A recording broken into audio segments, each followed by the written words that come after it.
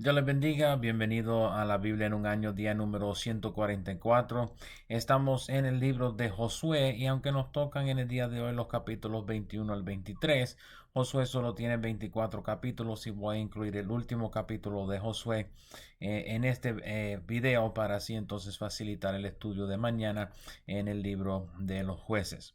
El capítulo 21 contiene el cumplimiento del mandato de Moisés a separarles ciudades con sus ejidos para los levitas y sus ganados de entre las heredades de Israel en la tierra prometida. Los primeros 10 versos mencionan las suertes de las familias de los levitas y donde les cayeron las ciudades. Deben recordar de nuestro repaso del libro de Levítico que todos los levitas provienen de 3 familias: los coatitas, de donde eran Moisés y Aarón, los gersonitas y los meraritas. Noten en el verso 4 que los hijos de Aarón, particulares entre los coatitas, recibieron 13 ciudades de entre las tribus de Judá, Simeón y Benjamín. Los demás coatitas reciben 10 ciudades entre las tribus de Dan, Efraín y la media tribu de Manasés en el mismo lado del Jordán. Los gersonitas reciben 13 ciudades de entre la heredad de las tribus de Isaacar, Aser, Neftalí y la otra media tribu de Manasés en el otro lado del Jordán, en la tierra de Basán. Los meraritas reciben 12 ciudades entre la heredad de las tribus de Rubén, Gad y Zabulón. Deben notar que Rubén y Gad quedaban al otro lado del Jordán y esto indica que los meraritas, al igual que los gersonitas, estarían divididos por el río Jordán. En total, los levitas reciben 48 ciudades, según les fue mandado por Moisés en Números 35. Los versos 11 al 19 describen las ciudades entregadas a los hijos de Aarón. Noten a Hebrón, cuál era también ciudad de refugio. Los versos 20 al 26 describen el resto de las ciudades otorgadas a los coatitas. Noten en el verso 21 que recibieron a Siquem, cual también era ciudad de refugio. Los versos 27 al 33 describen las ciudades entregadas a los gersonitas. Deben notar en el verso 27 que Golán en Basán le es dada como ciudad de refugio. En el verso 32, la ciudad de Cedes en la heredad de Neftalí también le es dada como ciudad de refugio. Deben notar que cada una de las familias tendría 2 ciudades de refugio a su cargo. Los versos 34 al 40 mencionan las ciudades entregadas a los meraritas. Deben notar en el verso 38 la mención de Ramot de Galaad como ciudad de refugio. Noten en el verso 36 la mención a Beser de la heredad de Rubén. Aunque no es mencionado en este pasaje, Beser es la sexta ciudad de refugio y le pertenecía a los meraritas. Noten en el verso 41 que los levitas reciben 48 ciudades en total. El capítulo termina con la mención de cómo Israel ocupó la tierra con paz y reposo. El capítulo 22 comienza con el envío de los rubenitas, gaditas y los de Manasés de regreso a sus tierras. Recuerden que Moisés comprometió a los hijos de Rubén, Gad y la media tribu de Manasés a cruzar el Jordán y ayudar a sus hermanos a conquistar la tierra. Recuerden que unos 40,000 soldados de estas tribus cruzaron el río para cumplir su deber hacia sus hermanos. Ahora, luego de que los israelitas tuvieran paz en la tierra, Josué los envía de regreso a sus tierras. Primeramente los rubenitas y gaditas en los versos 1 al 6. Luego en los versos 7 y 8 encomienda a los de la media tribu de Manasés. Recuerden que la otra mitad de la tribu de Manasés obtuvo heredad al otro lado del Jordán y los de Manasés tuvieran reposo entre sus hermanos en su viaje de regreso. Noten en los versos 8 y 9 que estas tribus regresan a sus tierras enriquecidos con el botín de sus batallas y son encomendados a hacer partícipes del botín a sus hermanos al otro lado del río.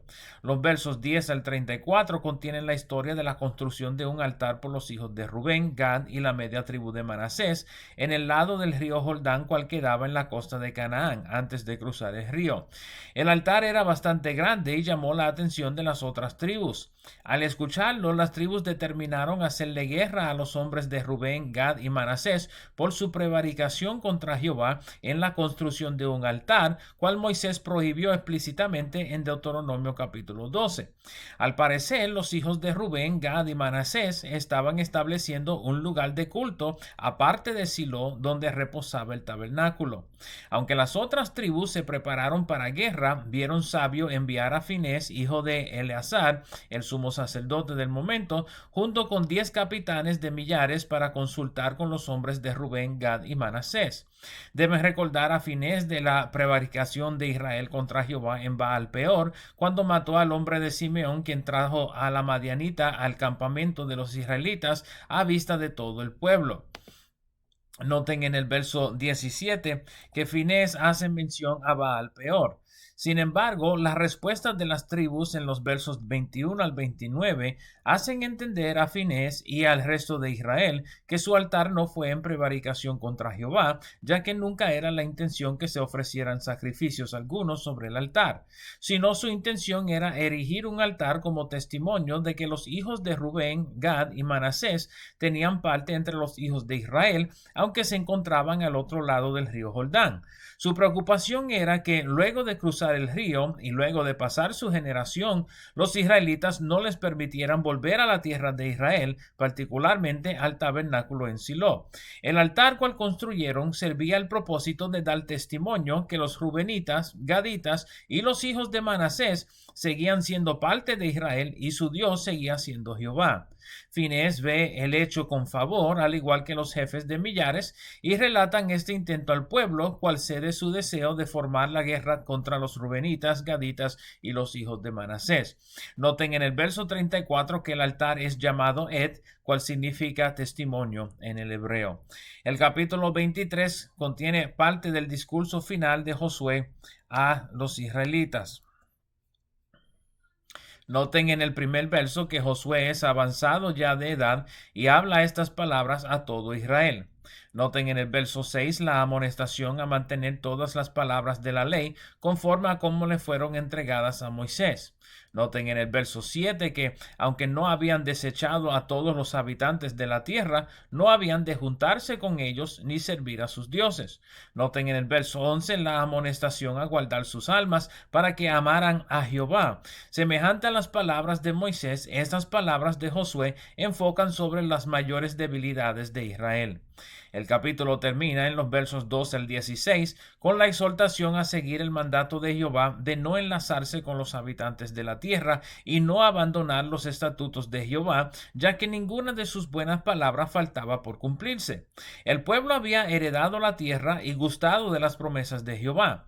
Si ahora se apartaban de Jehová y se enlazaban con los habitantes de la tierra, tendrían derrota en sus batallas y las maldiciones mencionadas en la ley les sobrevendrían en su nueva habitación. El capítulo 24 contiene el final discurso de Josué a Israel. En los versos 1 al 13, Josué repasa para Israel la historia de su llegada a la tierra prometida, comenzando con Taré, el padre de Abraham, y el llamado de Abraham a salir de su tierra. Sigue el discurso con Isaac y sus hijos Esaú y Jacob. Menciona la heredad de Esaú como el monte Seir y el destino de los hijos de Jacob hacia Egipto. Luego sigue para contar cómo Moisés y Aarón fueron utilizados por Dios para librar a Israel de Egipto y llevarlos al cruzar el Mar Rojo hacia el desierto de Sin. Noten en el verso 8 que brinca por encima de la mayor parte de su trayectoria en el desierto hasta llegar a la tierra de los moabitas. Noten la mención a Balaam otra vez en el verso 10. Los versos 11 al 13 mencionan su tiempo en Canaán y su posesión de la heredad prometida. Noten la amonestación en el verso 14 a servir exclusivamente a Jehová, abandonando los dioses de sus padres, tanto en Egipto como en el desierto. Noten también en el verso 15 lo que tal vez sea la porción más famosa del libro de Josué: yo y mi casa serviremos a Jehová. Noten la respuesta del pueblo en los versos 16 al 18, mencionando que estaban resueltos a servirle a Jehová.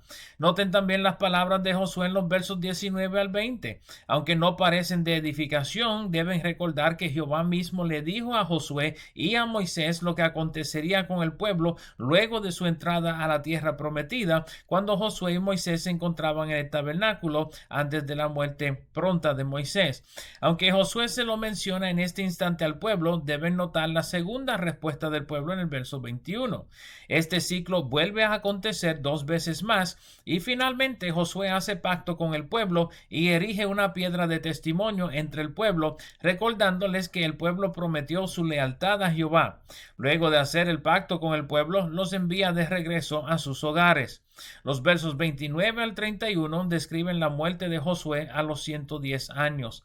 Es sepultado en su heredad en la heredad de Efraín, en Timnat Sera, y noten en el verso 31 que Israel sirvió a Jehová todo el tiempo de Josué y todo el tiempo de los ancianos quienes lo sobrevivieron. Este verso sirve como un punto de transición en la historia de Israel y nos prepara para el narrativo del libro de los jueces. Deben notar en el verso 32 la mención de la sepultura de los huesos de José en Siquem. Deben recordar que José pidió en Génesis 50:25 que los hijos de Israel no permitieran que fuera sepultado en Egipto, sino que se llevaran sus huesos hacia la tierra prometida. Moisés se llevó los huesos de José desde Egipto por todo el desierto. Josué se encargó de darle sepultura entre la heredad de sus hijos. El libro termina con la mención de la muerte de Eleazar. Recuerden que Moisés ministró durante el tiempo de Aarón como sumo sacerdote. Josué, siendo el sucesor de Moisés, ministró durante el tiempo del sucesor de Aarón, cual fue su hijo Eleazar. Siendo que los levitas no tenían heredad entre el pueblo, Eleazar es enterrado en un collado otorgado a su hijo Finés por los hijos de Efraín, haciendo que tanto Josué como Eleazar sean sepultados en la heredad de Efraín. Esto nos trae al final del libro de Josué con los capítulos 21 al 24. Espero el video le haya sido de provecho y nos veremos por esta parte otra vez mañana. Dios me los bendiga, Dios le guarde.